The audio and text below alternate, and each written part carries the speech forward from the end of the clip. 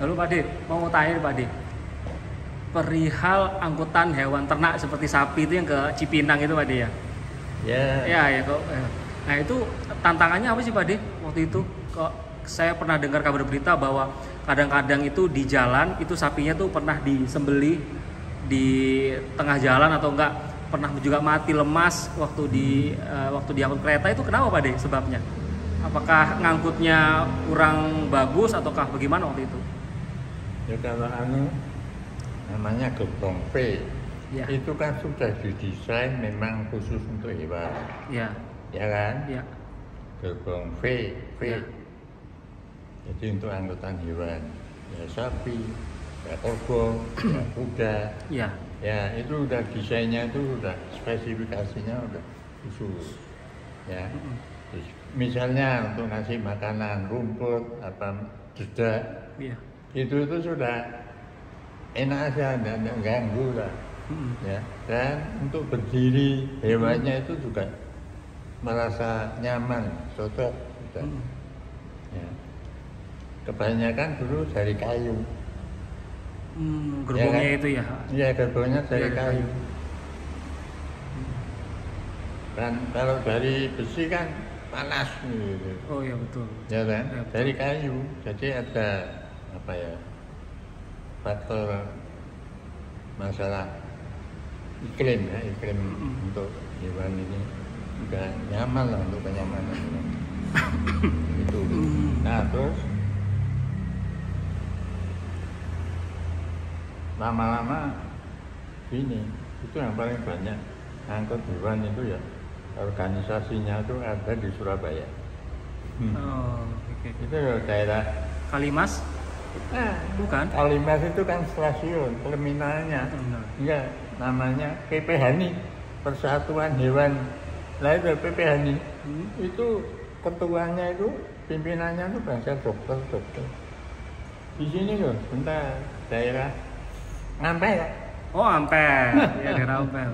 Saya banyak kenal orang PPHNI, bisa. Banyak kan Arab.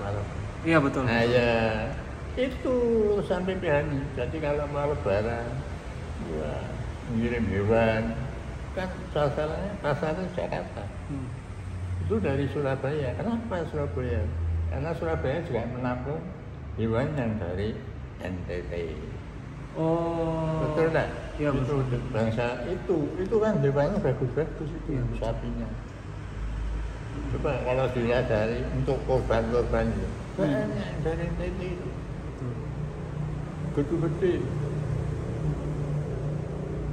Dari sana dilabuhkan di Surabaya Pak De ya. Terus dibawa lagi kereta api ke Jakarta itu ya. Ya. Nah, kebanyakan itu kan apa ya? Angkutan dilihat dari regularitasnya. Hewan itu sulit, artinya setiap hari ada, tapi enggak. Karena apa? Itu pasarnya kan enggak mungkin kan itu, ya. Masa setiap hari kirim hewan ke Jakarta? Apa ya? Enggak kontinu Pak De ya setiap hari. Kontinu, jadi periodik, lebih banyak periodik. Sewaktu-waktu aja Pak De ya. Betul. Kecuali kalau menjelang, misalnya mau lebaran atau apa gitu, kurban gitu ya. Gitu.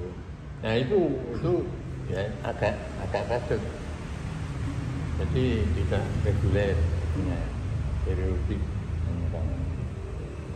Nah kemudian perkembangannya kita akan berkolaborasi membuat satu kereta api sama-sama kereta api bareng yang bisa dwifungsi. Dwifungsi ini artinya apa Pak De? Dalam arti apa? Artinya gini, kan kebanyakan kalau angkutan hewan itu ke arah barat, ke Jakarta. Ya. Jakarta ada sumber produksi, yaitu Krakatau Steel. Oh, yang bawa baja dulu. Baja koil itu Pak De ya? Koil itu ya. Nah, itu gerbongnya kita modifikasi. Ya. Jadi waktu untuk mengangkut hewan bisa sampai sana, kembalinya ke Surabaya ke timur, ya.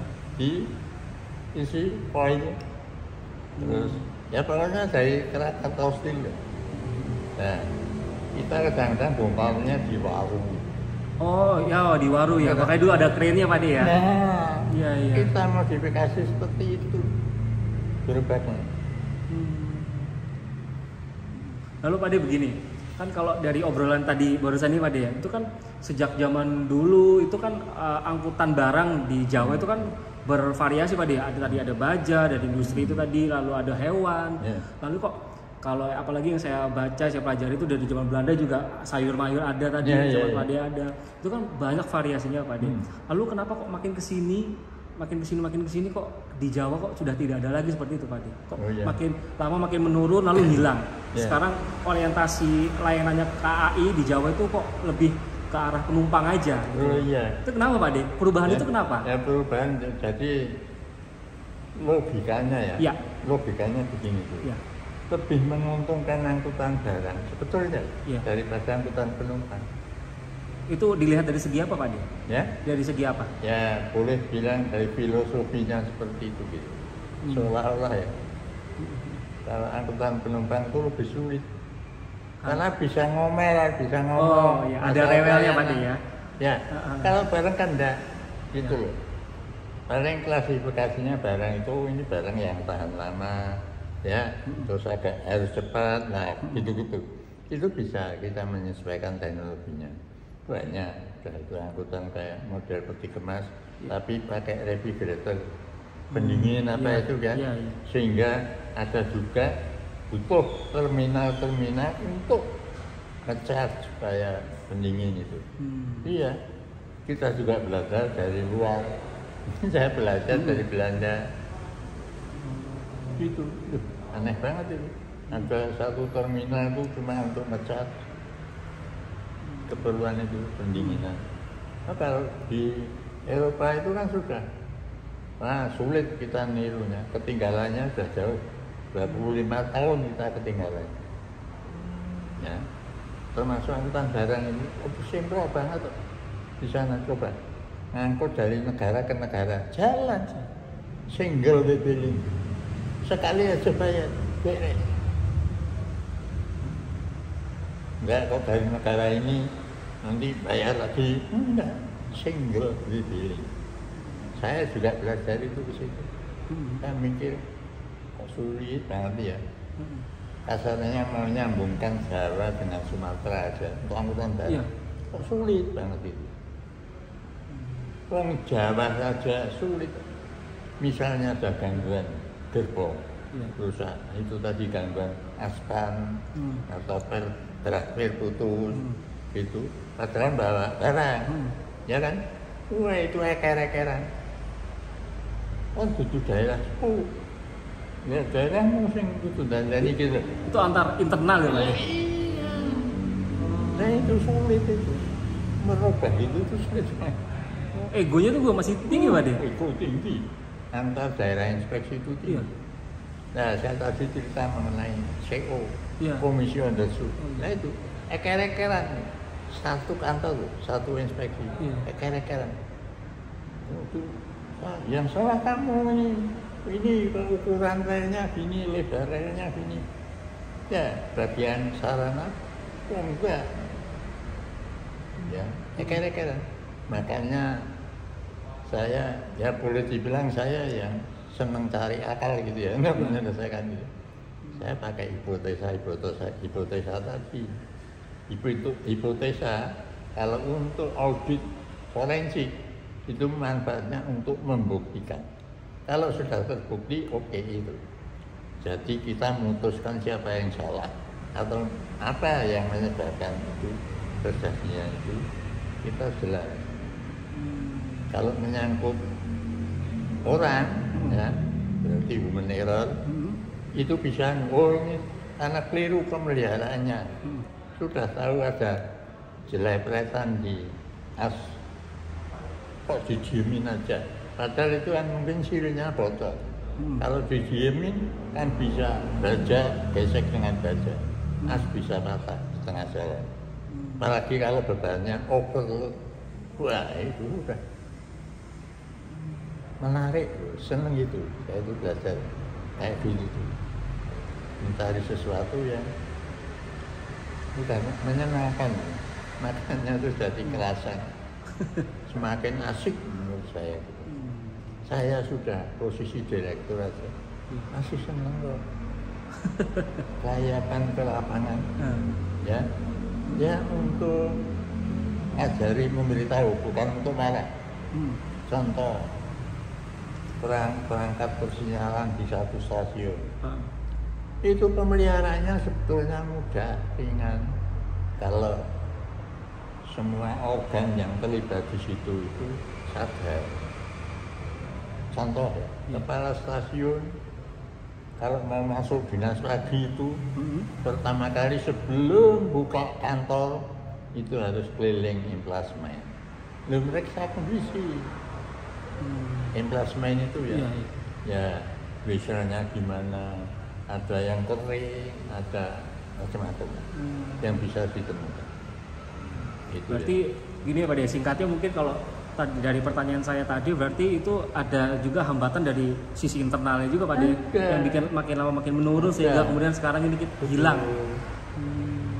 Tapi kalau dari sisi ini Pak De, tarif yang dikenakan PJK pada saat itu ke rekanan itu kira-kira menurut mereka tuh ada yang keberatan nggak sih Pak De? Kelangganan maksudnya? Iya betul. Kelangganan, customer ya? Iya. Untuk angkutan apa? Untuk angkutan barang itu mereka kadang-kadang tuh ada tawar menara nggak Pak De? Oh enggak ada. Nggak ada. Itu kita udah semua tertentu. Kita punya pedoman buku ya, namanya reglemen. Ya. Kalau untuk angkutan penumpang namanya STP. Ya. Syarat tarif dan angkutan penumpang, STP itu singkatnya. STB, syarat tarif dan angkutan barang. Ada. Itu misalnya ya, suatu barang dimuat dalam gerbong, ya, dibawa untuk stasiun tujuan, tiba-tiba ada gangguan. Gangguannya apa? Misalnya, yaitu draft putus. Kok putus gimana ini? Ya, kan mungkinan overload. Ya, karena stasiun itu juga ada yang pakai timbangan, ada yang tidak. Ya. Nah, terus untuk pembuktian overloadnya itu kok putus ya, nah itu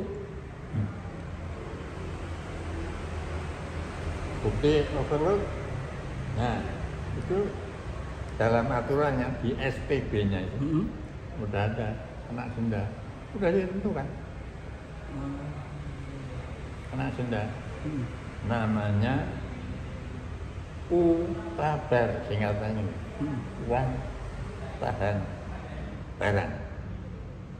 Jadi barangnya ditahan, dikurangi. Nah kalau mau dimuat lagi ekstra tarif, melanggar dia kan setiap gerbong juga ada tulisannya KM sama ya, KM itu kuat muat. Tapi kalau dari sisi PJK pada saat itu memberikan garansi Pak Di, umpama ya Pak Di, di tengah jalan barangnya ini rusak ketika dimuat ya. Nah itu PJK memberikan garansi penggantian nggak Pak Di? Ada juga. Tapi ada perjanjiannya. Contohnya? Ya, contohnya untuk angkutan BPS. Ya. Oh itu rumit itu. Ada perjanjiannya khusus ya. Satu Pak De, yang rumit apa? Satu aja. Ya, kalau ada kehilangan BBM, kan macam-macam. Ada bocor, terus ada macam-macam. Ya. Pokoknya halangan di jalan itu Pak De ya. Ya. Ya, ada toleransi dan sebabnya apa? Berarti ya tergantung apa yang dialami di jalan Pak De ya. Iya. Kayak angkutan beban tadi yang dianukan katanya mati banyak, itu kan setiap angkutan hewan kan dia pasang pengawal. Tugasnya apa? Ngasih minum, ngasih makan hewan itu. Ya bisa saja itu orang yang dipercaya gitu tapi tidak jalani. Oh iya, bisa aja luputnya di situ Pak De ya. Oh iya. Bisa aja luput di situ. Itu dari PPH itu, itu menempatkan pengawal. Oh, dari sisi mereka bukan Iya, dari PJK. dari Persatuan itu Pengangkut Hewan Indonesia. PPH-nya. Lalu Pak De, gini kan kalau di Jawa Timur itu kan ada jalur simpang itu yang ke Semen Gresik sama ke Petrokimia Pak De.